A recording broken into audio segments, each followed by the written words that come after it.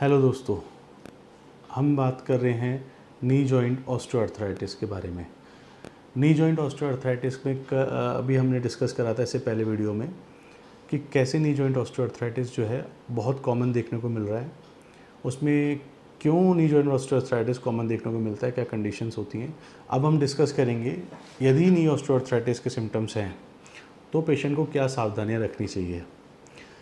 Patient को सावधानी में सबसे पहले ये ध्यान रखना चाहिए कि सीढ़ियाँ कम से कम चढ़नी उतरनी चाहिए, पहला सावधानी। दूसरी सावधानी पेशेंट की ये होनी चाहिए कि इंडियन टॉयलेट का इस्तेमाल कम से कम करना चाहिए, इंडियन टॉयलेट का इस्तेमाल बिल्कुल रोक देना चाहिए। तीसरी सावधानी में आता है कि ज़मीन पे बैठने और उठने का काम कम करना चाहिए, उकड़ू होके नहीं बैठना चाहिए। और उसके अलावा सावधानियों में आता है यदि आप वॉक करते हैं तो वॉक को रुक रुक के करना चाहिए।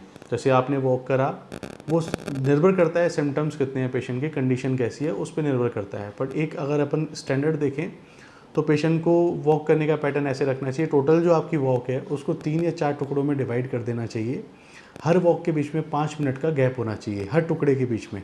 यदि आप 2 किलोमीटर वॉक करते हैं तो हर 500 मीटर में आपको 5 मिनट का रेस्ट देना है। इस पैटर्न में आपको वॉक करनी है।